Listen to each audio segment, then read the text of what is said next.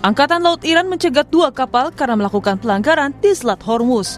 Kapal-kapal yang disita kemudian dipindahkan ke perairan teritorial Republik Islam Iran.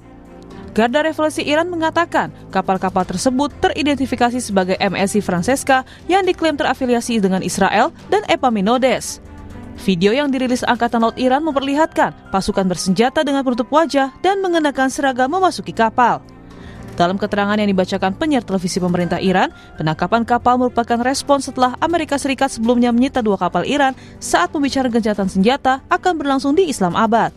Angkatan Laut Iran menegaskan setiap tindakan yang mengganggu penerapan peraturan di Selat Hormuz akan menghadapi tindakan tegas dan sesuai hukum. نیروی دریایی سپاه از توقیف 2 کشتی متخلف در تنگه هرمز خبر داد. نیروی دریایی سپاه پاسداران در راستای کنترل هوشمند تنگه هرمز امروز صبح 2 فروند کشتی متخلف به نامهای MSC فرانچسکا متعلق به رژیم صهیونیستی و شناور متخلف اپامینودس که بدون مجوز و با انجام تخلف‌های مکرر و دستکاری در سامانه‌های کمک ناوبری و به مخاطره انداختن امنیت دریانوردی قصد خروج مخفیانه از تنگه هرمز را داشتند. Penyitaan ini terjadi di tengah buntunya pembicaraan damai di Pakistan yang belum menunjukkan kemajuan. Iran menilai kurangnya itikat baik Amerika dalam negosiasi dan blokade yang dilakukan Amerika di Selat Hormuz menghambat negosiasi. Dalam pernyataan yang ditulis dalam media sosial pribadinya, Presiden Iran Masoud Pezeshkian mengatakan Republik Islam Iran menyambut baik dialog dan kesepakatan dan terus melakukannya. Pelanggaran komitmen, blokade dan ancaman merupakan hambatan utama bagi perundingan yang sesungguhnya. Dunia melihat retorika yang tak ada habisnya dan kontradiksi antara klaim dan tindakan. Sebelumnya, militer Amerika Serikat menahan kapal tanker MT Tiffany di perairan Samudra Hindia. Pentagon atau Departemen Perang Amerika menyatakan intervensi ke kapal MT Tiffany didasarkan dugaan kapal tersebut melakukan aktivitas ilegal terkait Iran. Guna melindungi kebebasan navigasi di Selat Hormuz, Inggris dan Prancis akan mengadakan pertemuan dengan para perencana militer dari sedikitnya 40 negara yang dimulai pada Rabu 22 April 2026. Dalam pertemuan ini, mereka akan membahas strategi misi pembukaan kembali Selat Hormuz dan menyusun rencana terperinci untuk melindungi kebebasan navigasi di perairan itu. Presiden Prancis Emmanuel Macron mengatakan bahwa Prancis dan negara-negara Eropa akan berupaya untuk mengembalikan perdamaian di Timur Tengah dengan fokus pada pemulihan kebebasan navigasi di Selat Hormuz. Et nous œuvrons au retour de la paix avec, je dirais, 2 questions qui sont importantes pour nos 2 pays, sur lesquelles nous avons beaucoup fait ensemble. La première, c'est celle de la liberté de navigation et tout le travail qui a été fait pour la réouverture pacifique d'Ormuz. Votre pays était aux côtés du Royaume-Uni et de la France parmi les 49 nations qui se sont réunies la semaine dernière pour justement bâtir ce cadre de coopération pacifique et de permettre de construire le cadre d'une réouverture dans la durée d'Ormuz, diplomatique, militaire, mais aussi technique et financière pour assurer la reprise du trafic ô combien importante pour le commerce international, nos économies, le prix du gaz et du pétrole. Tanda-tanda perdamaian Amerika Serikat dan Iran belum nampak. Alih-alih duduk di meja perundingan melanjutkan negosiasi yang sempat buntu, kini kedua negara itu justru saling kunci di Selat Hormuz yang merupakan salah satu urat nadi distribusi minyak dunia. Angkatan Laut Iran mencegat 2 kapal yang diklaim terafiliasi dengan Israel di Selat Hormuz. Sebelumnya, militer Amerika Serikat menahan kapal tanker MT Tiffany di perairan Samudra Hindia. Guna melindungi kebebasan navigasi di Selat Hormuz, Inggris dan Perancis memimpin pertemuan dengan perwakilan militer dari sedikitnya 40 negara untuk membahas strategi misi pembukaan kembali Selat Hormuz. Apakah pertemuan ini mampu membuat Iran dan AS melunak untuk membuka Selat Hormuz? Kita akan bahas bersama dengan 2 narasumber yang sudah hadir melalui sambungan daring. Ada pengamat militer Said Anton Ali Abbas dan pengamat senior Timur Tengah Mustafa Abdul Rahman. Selamat pagi Mas Anton, Pak Mustafa. Selamat pagi. Baik. Selamat pagi. Saya ke Mas Anton terlebih dahulu. Mas Anton, ini di Selat Hormuz, Amerika Serikat sama Iran masih tarik-tarikan, masih saling kunci di sana. Terus tahu-tahu Inggris dan juga Perancis menginisiasi pertemuan puluhan negara untuk membuka Selat Hormuz di sana. Bisa nggak ini Mas? Caranya gimana sih? Ya, pertama memang kalau misalnya kita ikutin ya, kapan gitu. Jadi ini ngomong tentang timing, ini masih belum jelas. Apakah misalnya timingnya saat sedang gencatan senjata atau setelah perang berakhir gitu. Kalau itu misalnya memang saat gencatan senjata, jangan-jangan ini kemudian terjadi namanya eskalasi maritim di tengah upaya deeskalasi gitu. Jadi dan bisa akan dianggap bahwa ini adalah bentuk inkonsistensi kemudian yang dilakukan oleh negara-negara apa namanya anggota NATO, Uni Eropa dan teman-temannya yang memang menolak untuk ikut berperang. Karena pada akhirnya ketika mereka bilang adalah ini misi defensif gitu, itu mau tidak mau nanti akan bisa kemudian diganggu oleh Iran. Kita kan punya pengalaman misalnya pada tahun 87-88 namanya Operation Earnest Will ketika ada perang tanker dari waktu Iran Irak gitu. Jadi waktu itu Amerika berdasarkan mandat dari PBB melakukan itu. Tapi kan kenyataannya itu akan potensi untuk kemudian memicu perang gitu. Jadi sebenarnya ada kompleksitas ketika misalnya koalisi ini itu ingin melakukan operasi militer defensif, mereka selalu bilang operasi militer defensif dalam rangka mengamankan. Karena apa? Karena ketika kita bicara tentang perang ranjau, ini akan rumit, ini akan vulnerable, time consuming, lalu juga membutuhkan aset yang banyak. Saya malah nggak yakin gitu. Jadi kemudian bahwa semua yang kemarin yang bertemu gitu ya kan undangan ini 51 negara itu akan mau mengirimkan. Jadi memang ada beberapa yang sudah komit, ada beberapa yang akan mengirimkan apa namanya kapal-kapal penyapu ranjau gitu. Bahkan Inggris itu menurunkan apa namanya penyelam gitu. Jadi tapi bagi saya ini rumit karena apa? Nanti itu membutuhkan waktu. Gitu. Waktunya akan menjadi krusial. Kalau ini menunggu nantinya itu kapan? Karena perangnya juga belum tentu berakhir nih. Ini yang kemudian bagi saya kemudian ambigu. Jauh sebenarnya lebih baik kalau koalisi ini lebih mengedepankan upaya diplomatik, bagaimana membuka hubungan apa yang sebenarnya dilakukan Korsel dengan mengunjungi, berdialog, bernegosiasi dengan Iran secara langsung, itu kelihatannya jauh lebih visible ketimbang ini menyiapkan sebuah opsi operasi militer yang jangan-jangan kemudian nanti mereka terjebak dalam pertarungan antara Iran dengan mereka sendiri. Itu Mas Bre. Tapi kalau misalnya niat mereka dari awal pengennya defensif, tapi kemudian kemungkinan menjadi ofensif, itu seperti apa Mas Anton? Melihat mungkin kekuatan dengan Iran dengan kapal-kapalnya dan juga Amerika Serikat juga masih kekeh gitu, nggak mau buka blokade di sana. Ya, itu tadi. Maka saya bilang ini nanti jadi mereka jadi kemakan omongannya sendiri, nggak ikut berperang, ternyata berperang. Karena sekalipun operasi defensif, ini operasi defensif macam apa? Apakah ketika mereka diserang, itu hanya kemudian memukul mundur, atau kemudian melakukan retaliasi? Itu kan dulu Operation Earnest Will, itu namanya ada Operation Praying Mantis gitu. Jadi ketika mereka diserang dengan ranjau, kemudian mereka melakukan penyerangan balik ke instalasi minyaknya Iran. Apakah itu yang ingin dilakukan? Kalau itu dilakukan artinya mereka membuka front sendiri dan itu kan sebenarnya yang diharapkan oleh Amerika Serikat. Gitu. Jadi ini yang menjadi rumit adalah ketika kita bicara tentang pengamanan Selat Hormuz, tapi mereka hanya menekan Iran, tidak menekan Amerika Serikat. Padahal apa yang dilakukan oleh Iran adalah sebagai respon dari apa yang dilakukan oleh Amerika Serikat.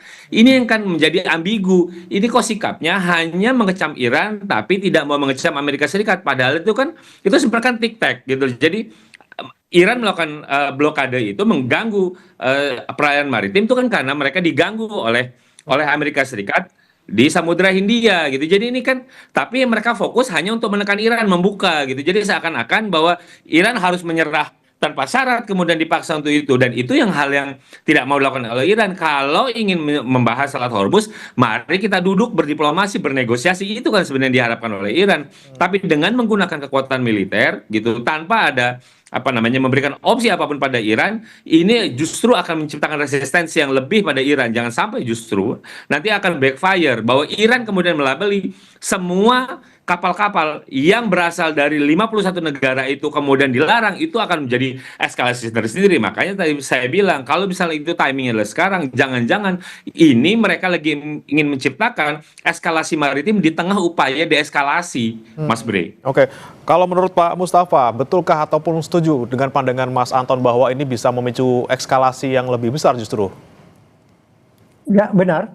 Sejauh yang saya mengikuti pertemuan di London kemarin ya, bahwa secara statement Inggris dan Perancis mengatakan bahwa gerakan pasukan ini sifatnya defensif dan akan dikerahkan ketika perdamaian di Teluk ya di kawasan Selat Hormuz itu tercapai. Ini kan sudah jelas nih. Jika perdamaian di kawasan Teluk atau Selat Hormuz itu tercapai, artinya untuk saat ini mereka tidak akan mengerahkan pasukan sebelum tercapainya kesepakatan damai antara Amerika dan Iran. Ya, ini di secara statement. Kemudian kalau kita lihat di lapangan, ya tentu tidak realistis lah. Misalnya negara-negara yang bertemu di London itu mengerahkan kapal untuk membebaskan pelayaran di Selat Hormuz saat ini. Mereka pasti berhadapan dengan dua negara, Amerika dan Iran, yang sekarang semakin saling mengunci di Selat Hormuz itu kan. Nah, ini kan latar belakang pertemuan London itu kan adalah karena semakin memburuknya situasi di Selat Hormuz, di mana Amerika dan Iran ini semakin mengunci. Dan ini kalau terus berkelanjutan, saya sangat setuju dengan apa yang disampaikan Mas Anton. Lebih baik negara-negara yang berkumpul di London itu melakukan aksi diplomasi secara intensif untuk melakukan lobby ke Iran dan Amerika dan negara-negara lain supaya segera mereka itu mencapai kesepakatan sehingga Selat Hormuz itu berdampak dari kesepakatan itu. Dengan artinya Amerika maupun Iran akan membebaskan kembali Selat Hormuz seperti sebelum perang. Jadi kalau bicara roadmap, peta jalan bagaimana menyelesaikan Selat Hormuz ini jelas dan mudah ya.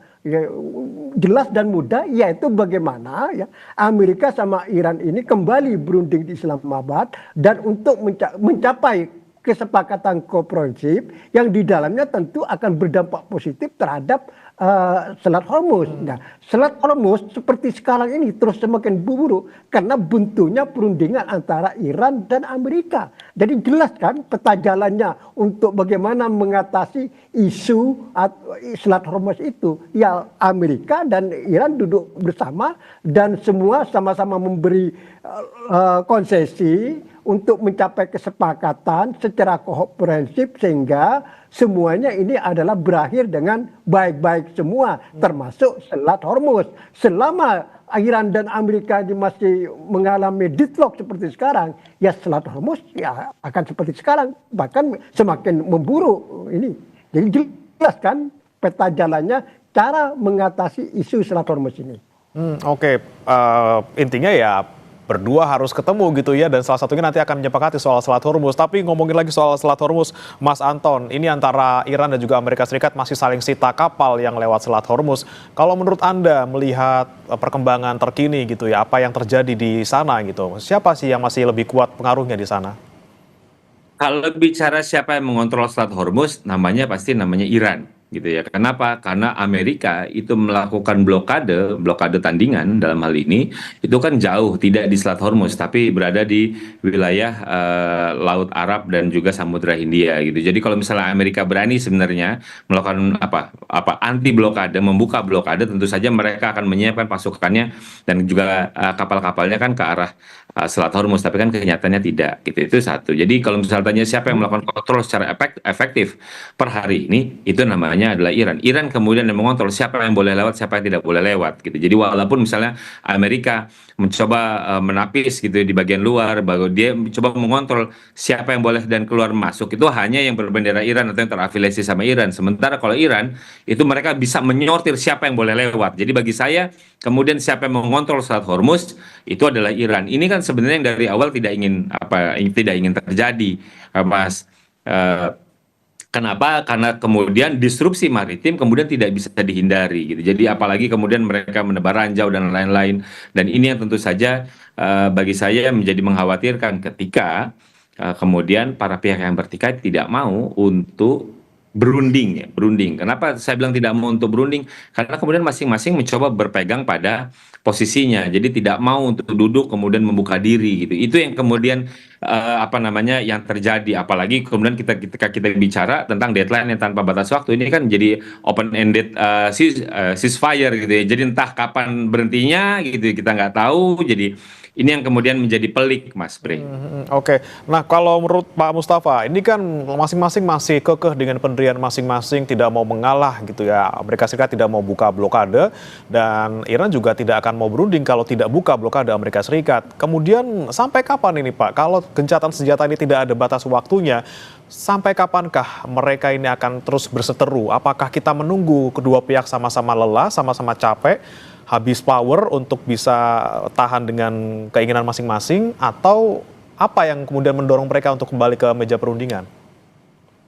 Ya, ini kan kalau saya sebutkan, ini kan perang udara beralih ke Selat Hormuz, perang laut sekarang gitu kan, itulah. Ini lebih bahaya, lebih serius dan lebih dampaknya ke global. Ini lebih dahsyat ya. Ini kalau terus berlanjut ya. Memang kalau ini kedua pihak antara Iran dan Amerika tidak mengalah, ya akan didelok terus ya.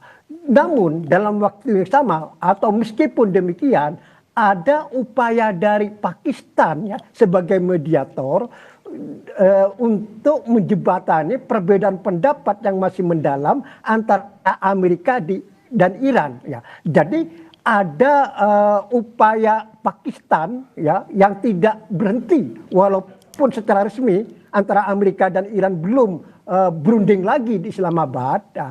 Namun Pakistan masih terus melakukan komunikasi kepada kedua pihak Amerika dan Iran dan juga negara-negara lain untuk mencari titik temu. Salah satu misalnya untuk bisa cair situasi ini, Pakistan mengusulkan pada Amerika supaya membebaskan awak kapal Tuska milik Iran ya yang ditahan oleh Amerika sekarang ya, ini supaya dibebaskan. Ini permintaan Pakistan supaya barangkali ya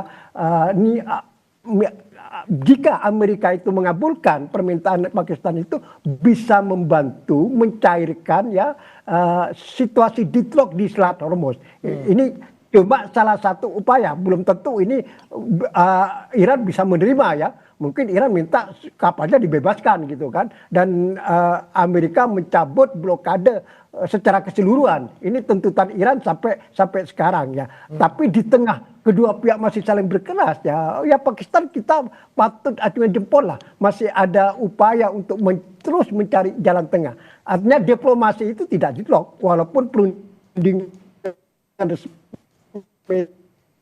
itu belum bisa dimulai sampai sekarang. Komunikasi antara semua pihak yang dipimpin oleh Pakistan, apa yang dilakukan Pakistan ini segera membuahkan hasil, segera bisa membujuk Amerika dan Iran dengan masing-masing memberi konsesi sehingga dimulai lagi perundingan Islamabad. Oke, baik. Kita masih menunggu gitu ya kapan kira-kira negosiasi ini akan terwujud. Tapi kuncinya, apakah saya ke Mas Anton, apakah kuncinya sebenarnya ya udah Amerika Serikat buka aja blokadenya sementara untuk bisa membuka meja perundingan paling tidak? Apakah itu salah satu ataupun satu-satunya kunci yang bisa nanti membujuk Iran untuk bisa masuk ke negosiasi, Mas Anton? Ya, bagi Iran kan sebenarnya kalau bagi Iran itu pihak Iran merasa bolanya itu sekarang ada di Amerika Serikat. Satu, jika ingin duduk ke meja perundingan, mereka ingin blokade Selat Hormuz itu dibuka. Itu satu, itu sebagai prasyarat. Yang kedua, kalau ingin kita apa butir-butir pembicaraannya seperti yang dulu pernah disampaikan oleh Trump di media sosialnya bahwa 10 poin itu walkable basis, maka 10 poin saja kita diskusikan tanpa ada yang lain-lain gitu. Jadi bagi Iran dua hal itu dulu. Kenapa? Sebenarnya bagi Iran kunci yang paling pertama adalah bagaimana membangun trust yang dilakukan oleh Amerika Serikat kepada Iran. Kenapa itu? Karena kan mereka selalu berulang kali kami itu sedang berunding kemudian diserang gitu. Jadi ini trustnya itu udah sampai ke titik nol gitu. Jadi dan itu bahkan disampaikan juga kepada Wapres Vance ketika perundingan pertama gitu. Tugas Anda pertama adalah membangun trust kepada kami karena kami sangat tidak percaya pada Anda. Kita datang di sini sama-sama dan itikat baik untuk berdamai, tapi saya tidak percaya sama Anda, dan itu kan menjadi problem gitu. Ditambah kemudian yang dilakukan oleh oleh Trump adalah membuat blokade gitu. Jadi apalagi kemudian ada penyitaan dan lain-lain gitu. Ini yang kemudian menjadi pelik. Bagi saya memang kuncinya itu tuh. Tapi ketika mereka bersikeras ini, saya ingin menanggapi yang tadi. Ini jangan-jangan mereka lagi mencoba siapa yang tahan ketika terus-menerus eskalasi gitu. Jadi karena semakin lama ini apa namanya? Dengan adanya blokade ini dari sisi Amerika Serikat kan cost-nya satu harian yang menjadi besar, lalu ada tekanan di harga minyak domestiknya Amerika Serikat. Sementara di Iran ini kan soal oil production yang harus bergulir terus gitu. Ini kan sama-sama siapa yang akan kuat tekanan. Tapi saya akan curiga bahwa Iran akan terus-menerus akan meningkatkan tekanan gitu. Sehingga kemudian tidak ada pilihan bagi Amerika untuk mau tidak mau kemudian membuka Selat Hormuz. Tapi kalau tekanan itu yang dilakukan oleh Iran ini menjadi bahaya. Kenapa? Iran sudah membuka sinyal misalnya akan mengganggu misalnya kabel bawah laut, dan itu kan jauh lebih bahaya, damage-nya akan jauh lebih banyak, lebih susah untuk dipulihkan gitu. Jadi bagi saya kemudian bolanya memang ada di Amerika Serikat. Tanggung jawab Amerika Serikat adalah bagaimana membangun kepercayaan gitu kepada Iran, itu satu. Kedua, memperjelas ini.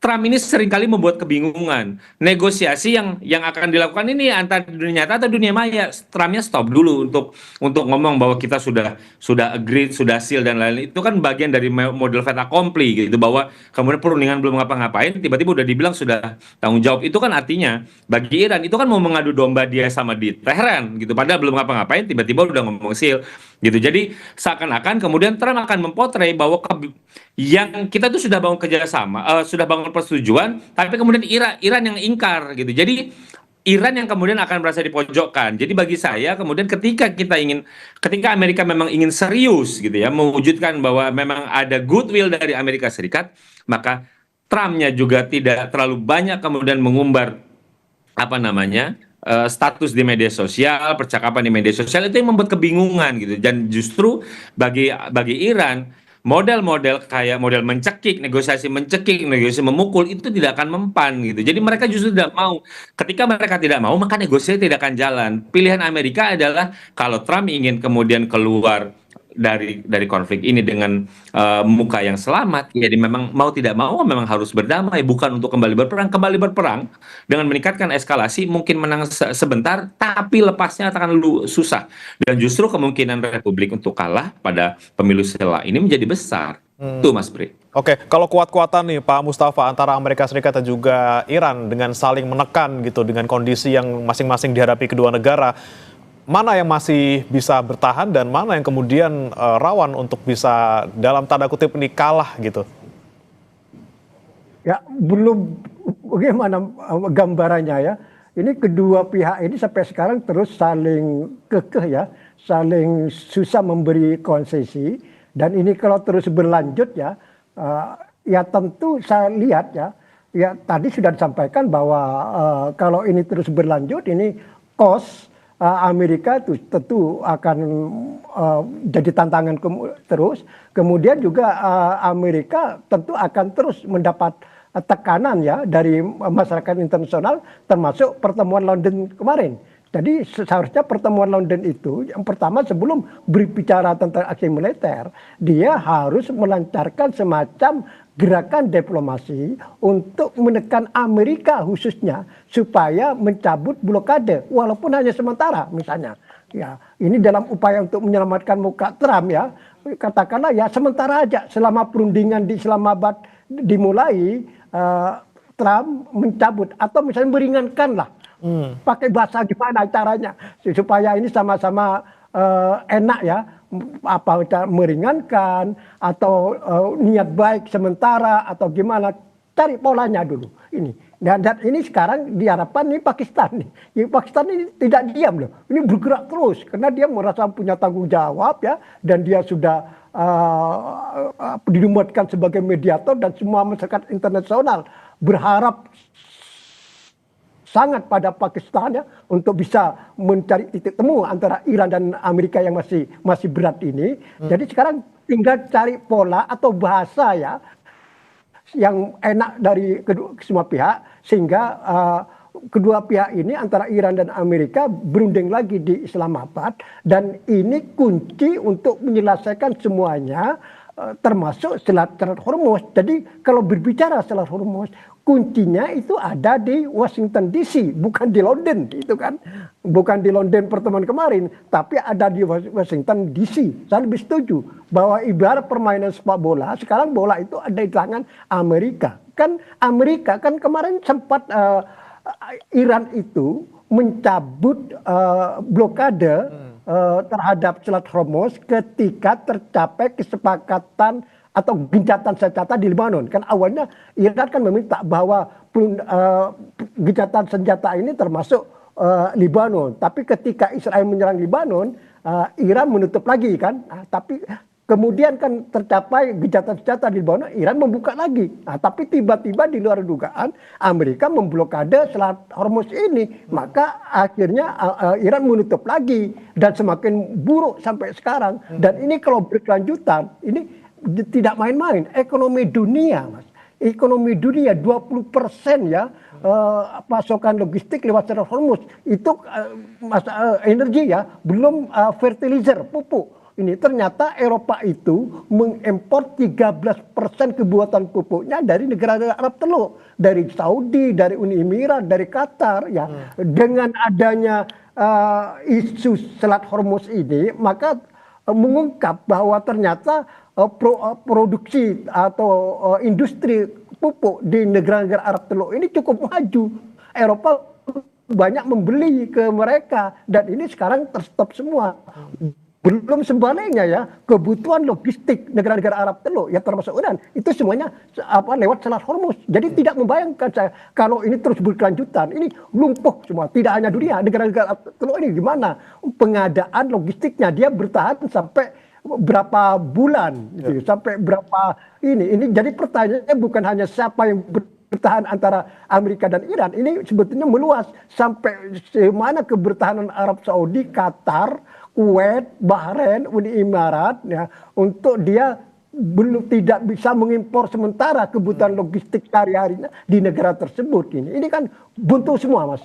Jadi memang harus segera ada solusi Selat Hormuz ini dan kembali pada ibarat permainan sepak bola. Sekarang bola itu di tangan Washington. Cobalah Trump ini inilah sadarlah supaya terbuka hatinya bahwa dampak Selat Hormuz ini jauh lebih dahsyat daripada perang yang 6 minggu tadi itu, di mana Iran dapat gempuran yang dahsyat dari Amerika dan Iran. Selat Hormuz itu lebih dahsyat lagi, Mas. Ini karena dunia, ini menyangkut makan orang, perut, menyangkut perut dunia ini. Jadi ini paling bahaya dan ini mungkin paling buruk sejak Perang Dunia Kedua. Oke, bola ada di Amerika Serikat sebenarnya. Kemudian saya ke Mas Anton, jika bola ini ada di Amerika Serikat tapi tetap dia tidak mau melepas gitu ya blokade di Selat Hormuz, mungkin adakah cara lain misalnya mengoper bola ke Tiongkok untuk menekan Iran juga membuka Selat Hormuz, Mas? Ya, ini tadi saya bilang ketika tadi Pak Mustafa sudah mengingatkan bahwa nanti pressure-nya kan melebar gitu. Jadi ketika melebar, kalau misalnya ke Semenanjung Teluk, negara-negara Teluk juga terdampak. Kalau bagi Tiongkok kan Tiongkok nggak terlalu tidak terlalu banyak terdampak dari sini. Tapi negara-negara sekitar ada Asia Timur, misalnya ada Jepang, Korsel, lalu juga ada negara-negara Teluk. Apalagi kalau misalnya sampai blokade itu merembet ke Selat Bab el Mandeb yang di bagian bawahnya itu kan buat gangguannya jauh lebih besar gitu. Jadi memang kemudian mau tidak mau Amerika Serikat harus mencari cara. Apakah misalnya Pakistan saja cukup? Bagi saya sih belum cukup. Kenapa? Karena Pakistan kemudian misalnya itu kan bisa dianggap berat sebelah karena dia cuma hanya mempraise gitu ya. Mengucapkan terima kasih kepada misalnya pihak Amerika Serikat gitu yang sudah untuk extended unilateral ceasefire tanpa ada kemudian dia mempraise misalnya atau mencoba membujuk gitu ya, bermurah hati pujian kepada Iran misalnya, bagaimana kemudian ingin melunakkan Iran gitu. Tapi itu satu. Kedua, memang apakah kemudian misalnya untuk mencolek mencolek Cina atau mencolek Rusia, itu hal yang mungkin karena bagaimanapun juga kan yang membackup Iran selama ini adalah dua negara itu. Jadi dua negara itu memang bisa untuk kemudian diajak duduk berunding. Jadi ketika misalnya Irannya tidak mau, kemudian mereka diajak duduk berunding, bagaimana kemudian bisa membujuk Iran untuk duduk. Tapi kan problemnya, apakah Amerika Serikat Trump mau gitu. Trump kan memang punya rencana untuk kemudian bertemu sama Xi Jinping di pertengahan bulan Mei ini. Apakah kemudian dia ingin membuka mencari cara itu? Ya, itu adalah sah-sah. Bagi saya sih, untuk membuka percakapan dengan Cina itu adalah lebih cepat, jauh lebih baik. Karena apa? Karena tadi ini cost ini, kalau misalnya dia akan semakin tinggi, akan semakin sulit untuk dikendalikan. Jadi memang pilihannya adalah kalau misalnya sama Iran buntu gitu, apalagi kalau dan blokade, ya mau tidak mau memang dia harus berbicara dengan yang selama ini menopang Iran, adalah salah satunya ada Rusia atau Cina atau keduanya. Karena bagi saya kemudian bisa jadi yang melunakkan Iran adalah mereka berdua, karena bagi Iran yang dia akan butuh kepastian kan adalah ada assurance, ada jaminan.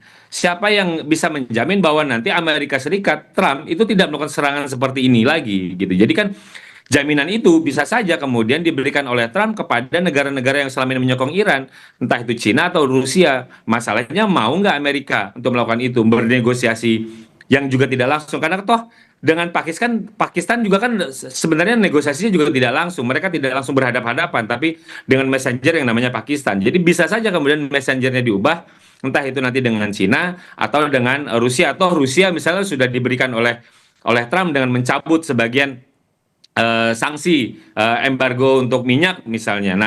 Nah ini bagaimana gitu. Jadi bagi saya memang salah satu back channel yang lain yang juga bisa dimanfaatkan tentu saja adalah siapa yang selama ini menopang Iran, namanya tentu adalah Cina dan Rusia. Problemnya lah, mau nggak Amerika Serikat misalnya nanti dalam kunjungan yang kemudian dipercepat, kemudian dia membuka opsi itu untuk perdamaian, bagaimana menegosiasikan 10 itu lalu dengan Cina dengan dengan atau dengan Rusia, walaupun ada tentu saja nanti akan ada bunga-bunga kompensasi apa yang mereka dapatkan, itu adalah bagian dari kemudian dari negosiasi, bagian dari bunga yang akan bisa diambil oleh seorang messenger gitu. Itulah kan pilihan. Tapi bagi saya adalah salah satu channel lain kalau memang kita ingin memperkaya, tidak hanya terpaku pada Pakistan misalnya, ya tentu saja adalah pilihannya adalah kepada Rusia atau kepada Cina, karena mereka lah selama ini yang didengarkan oleh Iran. Jadi belum tentu, tapi yang didengarkan oleh Iran, dan Iran tentu saja yang selama ini juga ngerasa banyak dibantu ketika Iran yang lebih dari 40 tahun mendapat sanksi, ya dua negara besar itulah yang banyak membantu Iran gitu. Jadi bagi saya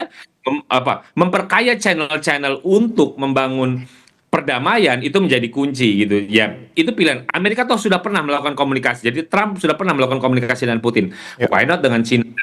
Kenapa enggak untuk kemudian percakapan itu kemudian lebih diinstitusionalisasi dan lebih diperkaya dan lebih diperkuat. Bagi saya itu pilihan-pilihan yang rasional, Mas Bre. Oke, nah kalau menurut Pak Mustafa bagaimana Pak? Ini dengan Pakistan sebagai mediator sepertinya kok belum menunjukkan progres gitu ya. Apakah tadi kita perlu ngajak juga Rusia dan juga Tiongkok untuk berunding dengan Amerika Serikat?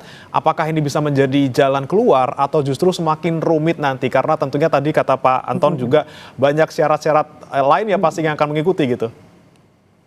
Ya tentu, bagaimanapun sekarang Pakistan itu sebagai mediator inti ya. Jika ada negara lain, apalagi sekelas Cina dan Rusia yang punya hubungan sangat baik dengan Iran ya, ikut terlibat baik langsung maupun tidak langsung, ya tentu ini positif. Sekarang itu kita cari siapalah sekarang yang bisa mencairkan situasi deadlock di Selat Hormuz ini. Siapa? Kita Eropa, Cina, silakan. Siapa yang bisa membantu Pakistan misalnya, atau misalnya mereka melobi langsung Amerika atau Iran. Kalau Iran saya kira mudah Mas ya. Jadi kalau misalnya Iran, asalkan Amerika mencabut blokadenya ke pelabuhan-pelabuhan Iran saat ini ya, hari ini pun juga Iran akan mencabut blokade terhadap Selat Hormuz. Iran akan mengumumkan bahwa Selat Hormuz terbuka lagi, asalkan Amerika juga mengumumkan mencabut blokadenya. Jadi tadi kembali kuncinya ada di Washington DC, dan seperti yang katakan tadi ada upaya Pakistan yang terus menerus ya untuk mencari titik temu ini, termasuk tadi usulan supaya Amerika membebaskan awak kapal kargo Tuska milik Iran. Ini salah satu upaya Pakistan, walaupun belum tentu juga. Jika ada negara lain ingin memperkuat upaya Pakistan ini tentu diharapkan disambut positif ya siapapun, misalnya China atau misalnya Rusia atau lainnya, silakan. Jadi sekarang tuh bagaimana segera mungkin krisis Selat Hormuz ini selesai. Gitu. Terus kemudian Pak Mustafa, jika memang sekarang mungkin ada pembicaraan yang berlangsung di balik layar gitu antara Pakistan, Amerika Serikat dan juga Iran. Nanti jika memang terwujud ada negosiasi tahap kedua gitu, apakah memang di sini Pakistan menjadi kuncinya untuk membuat draft kesepakatan antara kedua belah pihak atau seperti apa, Pak? Nah, kalau